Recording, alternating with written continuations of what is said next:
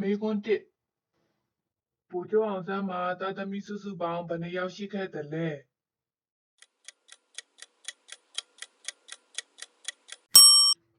4ယောက်မေကွန်းနှစ်ပူကျော်အောင်ဆန်းရဲ့ငယ်နာမည်ကဘာလဲ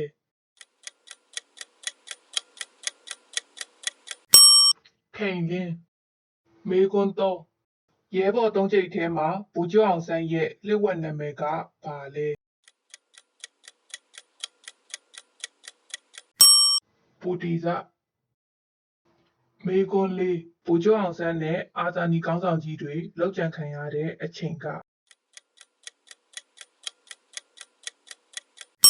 10နာရီ38မိနစ်မေကွန်း5ပူကျော်အောင်ဆန်းရဲ့အနီးကပ်ကိုရံတော်ဖြစ်ခဲ့သူက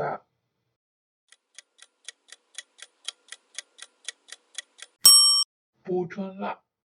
မေကွန်း6ပူကျော်အောင်ဆန်းကွယ်လွန်ချိန်မှာအသက်ဘယ်လောက်ရှိပြီလဲ